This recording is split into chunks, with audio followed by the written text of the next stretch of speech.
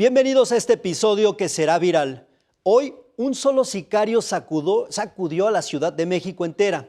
En un ataque directo, asesinó a Jimena Guzmán, secretaria particular de la jefa de gobierno de la Ciudad de México, Clara Brugada. En la misma agresión, también le quitó la vida a Manuel Muñoz, asesor de la mandataria en temas de seguridad. Dos personajes clave muy cercanos a Clara Brugada. Un caso que simbra a la Ciudad de México por el fondo y la forma, y me refiero a que fue en plena calzada de Tlalpan, una vía que conduce a las oficinas de Clara Brugada en plena mañana y en hora pico. Si me lo permite, vamos a ver el momento de la agresión porque, como es ya muy común, cámaras de seguridad captan con frecuencia lo que ha sucedido. Es el momento en el que, como tal, está el sicario, está acechando la camioneta. Él se encuentra frente a la unidad. Esto es en Calzada de Tlalpan, en el círculo rojo está el sujeto que en unos segundos va a desenfundar el arma. Dentro de la camioneta está Jimena Guzmán, aparece de pronto el asesor de Clara Brugada, José Muñoz, ya está ahí como tal. Es el momento de los disparos, la camioneta intenta maniobrar, el sujeto corre y todavía lanza un par de disparos más. Vamos a verlo de nueva cuenta, mire, ahí está cómo se acerca, el asesor está abordando a la camioneta, en la camioneta, enfrente el sicario, está acechando a ambos, saca el arma e inicia como tal, abre fuego hacia la camioneta, primero hacia el lado de la conductora y después hacia el lado donde está como tal el asesor. Es una escena que ya está dando la vuelta prácticamente a todo el país, es una escena que se vuelve común desafortunadamente para los habitantes de la Ciudad de México. Para hablar del tema, hoy nos acompaña el maestro Yair Mendoza, investigador del Programa de Seguridad de México Evalúa. Gracias por acompañarnos. ¿Qué tal? Muy buena tarde a todo tu auditorio. Gracias. También está con nosotros el maestro Gerardo Rodríguez Sánchez Lara, experto en temas de seguridad nacional e investigador de la Universidad de las Américas en Puebla. Gracias, Gerardo. Muchas gracias, Juan. Saludos. Es una escena, describíamos el video que desafortunadamente se ha vuelto común en la Ciudad de México. Vamos a analizar por partes. Yair, ¿qué piensas de este asunto? Es un sicario, uno solo, que al parecer no falló un solo disparo. Todo indica que es un sujeto profesional. Sin duda, el evento lo que nos permite ver es a un profesional de la violencia ejerciendo y enviando un mensaje. ¿Cuál? No lo sabemos, lo desconocemos, puede venir de diferentes emisores. Sin embargo, de lo que da cuenta es de las limitadas capacidades institucionales que tiene la Ciudad de México, la sede de los poderes, para cuidar a su propio funcionariado. Y eso es lo más grave que refleja esta situación. ¿Qué piensas de esto, Gerardo? ¿Un mensaje? ¿Será un mensaje directo para la jefa de gobierno? Por supuesto, ¿no? Hay que explicarle a tu auditorio la figura del secretario particular, muchos lo deben de saber, quienes han trabajado, hemos trabajado en gobierno. La secretaria particular es quien lleva la agenda, es quien lleva el poder de picaporte de todas las actividades y relaciones sobre todo con el resto de la administración de la Ciudad de México y con otros poderes. No es menor, es la jefa prácticamente de la oficina de la agenda de la jefa de gobierno de la Ciudad de México. Un mensaje, por supuesto, que es clarísimo contra ella y contra la administración de la Ciudad de México, pero no solamente eso, también contra el gobierno federal, porque la jefa de gobierno, Clara Brugada, es gente del partido en el gobierno también federal. Así es que no es cualquier atentado el que sufrió contra su vida y la de su pareja. Sea cual sea la causa, que seguramente pronto habrán de dar información al respecto a las autoridades, esto no solamente es una afrenta para los ciudadanos, es una afrenta muy clara para el gobierno de la ciudad. No sé si coincides con eso, Yair. Sí, sin duda, pero justo también con el ánimo de contextualizar, habría que decir que este evento no ocurre en el vacío. Mes a mes en México evaluamos el comportamiento de la violencia homicida, identificando 3 delitos: homicidio doloso, feminicidio y personas desaparecidas. Ya desde meses previos habíamos venido identificando una tendencia al alza en el comportamiento de estos 3 delitos en la Ciudad de México, lo cual parecía estaba dando cuenta de un proceso de reacomodo de los dominios territoriales de las organizaciones que operan en la ciudad. Es decir, esto para decir que no está en el vacío el evento que vimos hoy. Hoy asistimos a la punta de un iceberg que lleva ya meses creciendo. Sí, en la Ciudad de México, pero también en amplias regiones, en vastas regiones del país. ¿Qué piensas de esto, Gerardo? Mira, el tema yo creo que también hay que señalarlo. Hay suspicacias, hay que decirlo con toda celeridad, con toda claridad, de que detrás de esto está la delincuencia organizada. Desde hace varios sexenios, o al menos en el sexenio de Mancera, Miguel Mancera, se quiso ocultar que en la Ciudad de México operaban grupos criminales organizados. Cuando llegó la jefa de gobierno Claudia Sheinbaum y Omar García Harfuch, dijeron, por supuesto, que operan, al grado de que el propio Omar García Harfuch fue objeto de un atentado contra su vida, ¿no? La Ciudad de México no solamente operan grupos criminales locales, sino que aquí también se esconden de la operación del día a día cárteles y organizaciones criminales nacionales. Por lo amplio del territorio, por lo complejo y amplio de la población, lo fácil que también es el lavado de activos en la Ciudad de México y operaciones financieras. Así es que se tendrá que esclarecer claramente este atentado contra la vida de funcionarios muy cercanos a la jefa de gobierno. Muy cercanos, y ya hablaban de contextualizar qué importante es esto, porque efectivamente por Jimena Guzmán seguramente pasaban todo tipo de peticiones, documentos, negociaciones y demás que tendrían que llegar en su momento a la jefa de gobierno, y no se diga a través de José Muñoz, asesor en temas de seguridad, y en este caso ambos tan cercanos a la jefa de gobierno, que han estado con ellos desde que estuvo en la alcaldía Iztapalapa y demás. Esto genera aún más consternación, pero no solo eso, preocupación. No sé si estás de acuerdo con eso, Yair. Sí, sin duda, sobre todo por lo que menciona Gerardo, que es de particular relevancia. En Ciudad de México, como en otras regiones del país, pero digamos específicamente en Ciudad de México, convergen organizaciones que podríamos considerar microlocales, que operan a nivel de una colonia y coexisten con organizaciones de tipo regionales e incluso nacionales. Entonces, este tetris de intereses, de acomodos, que por supuesto atraviesa la autoridad, es una papa muy compleja de administrar, ¿no? Es una papa caliente. Y de lo que el evento de hoy dio cuenta es justamente de que no hay un nuevo reacomodo de las organizaciones criminales, sino que estamos en ese proceso. Y gran parte de este proceso de reacomodo criminal es atravesado por dos elementos.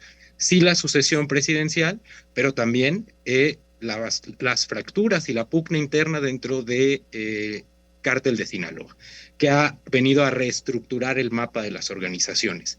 Y solamente un comentario al margen.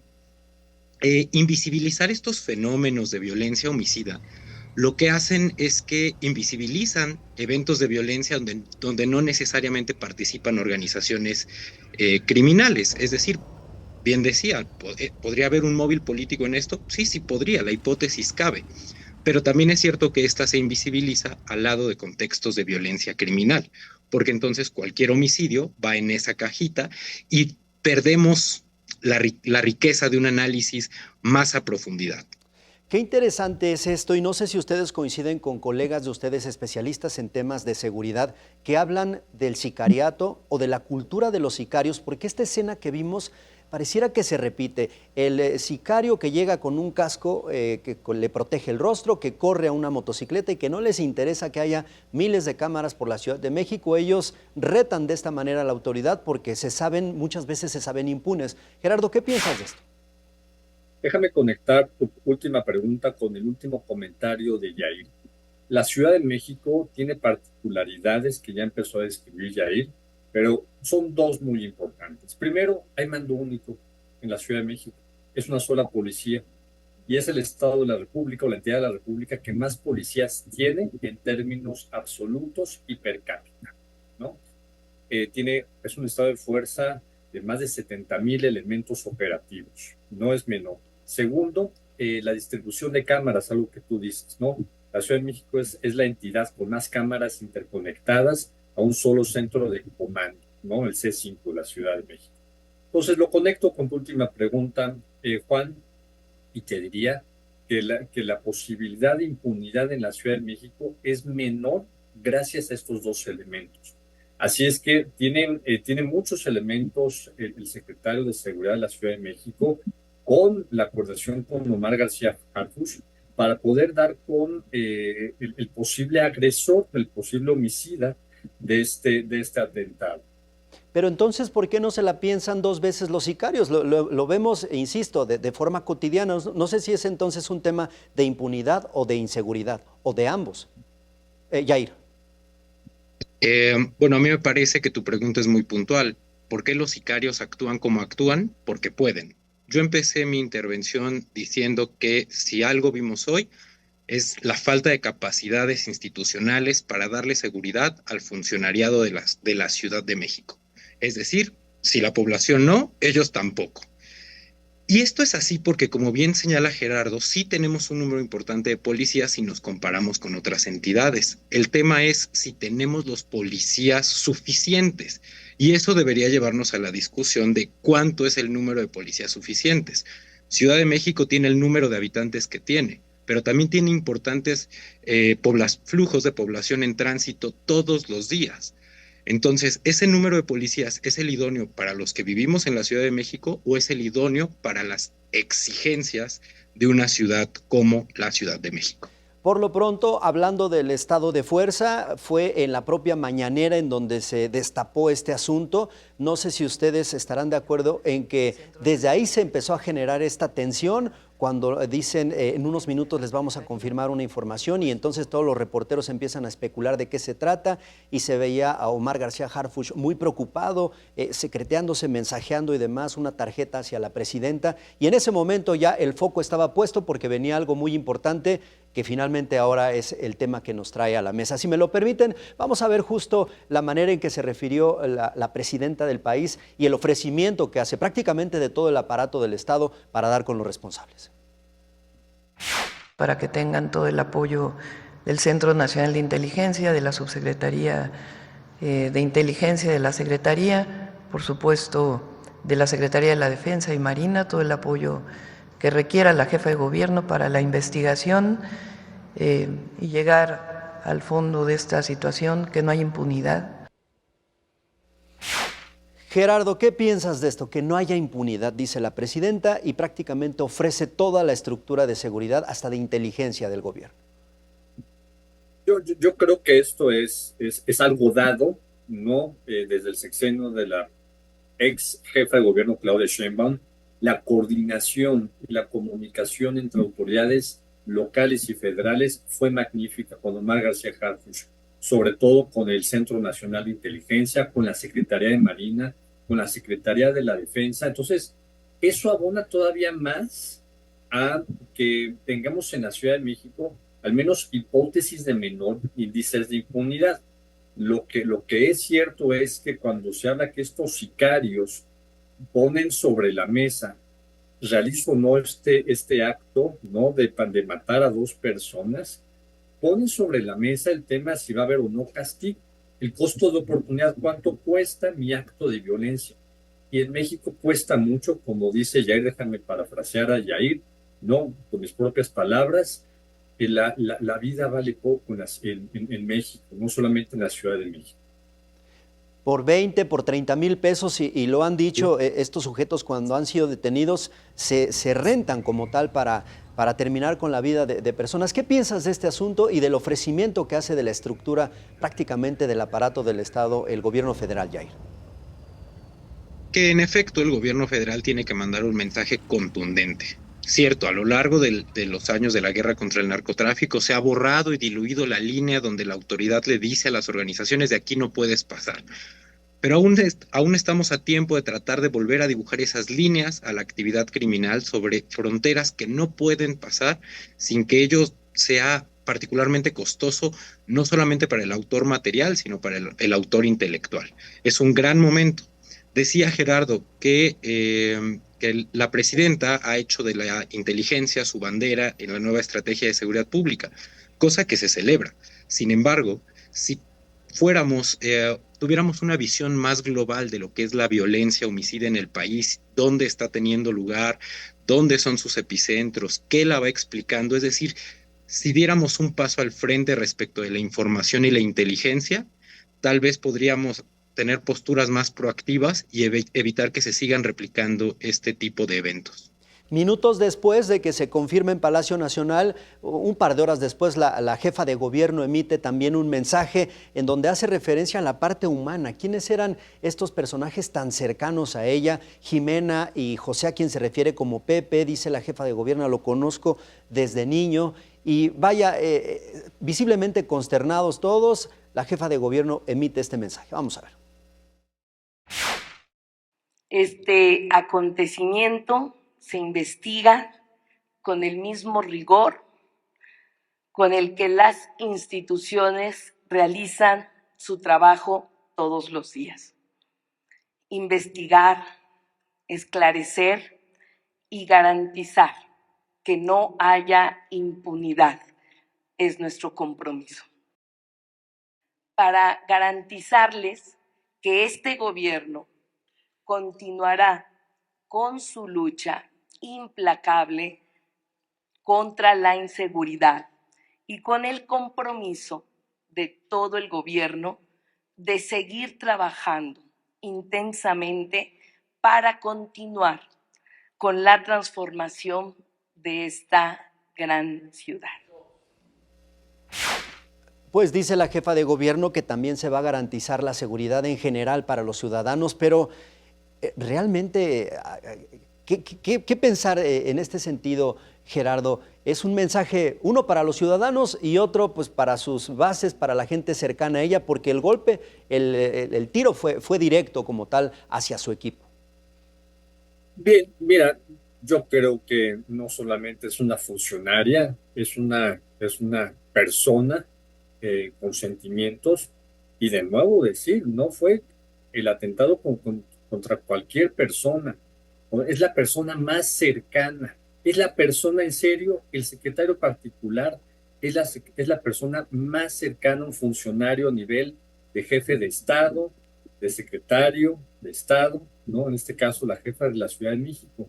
Tienen que estar conectados, yo te diría prácticamente 24 horas, los 7 días, los 365 días del año, por cualquier emergencia.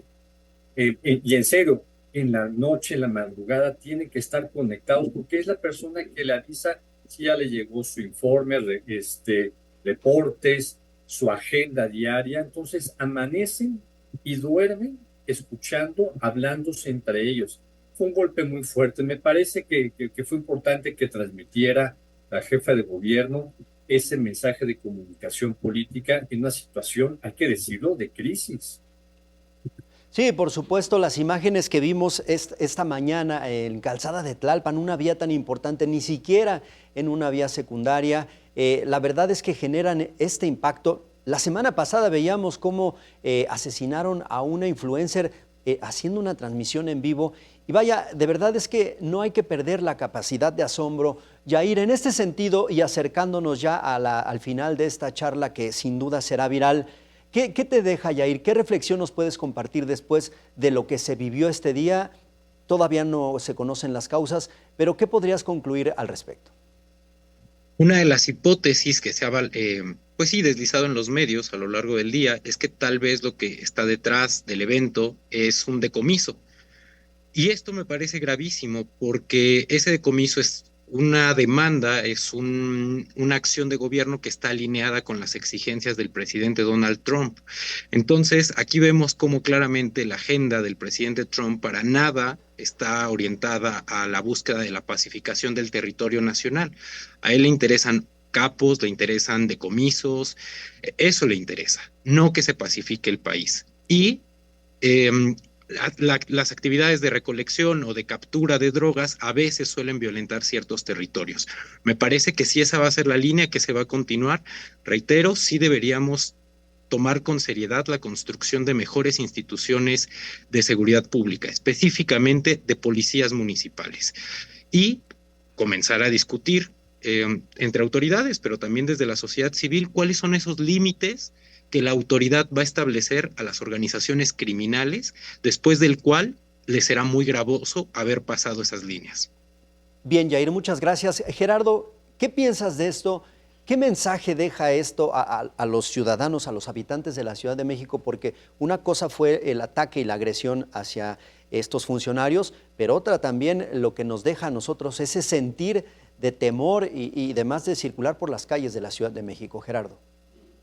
No, la verdad es que tú lo dices muy claro, nos genera ese sentimiento, ¿no? Eh, Estos dos personajes de la política jóvenes pues, no tenían la necesidad de portar, por ejemplo, escoltas o seguridad, ¿no? Y eso nos lo preguntamos los ciudadanos comunes y corrientes que estamos en la Ciudad de México o en Puebla, en mi caso.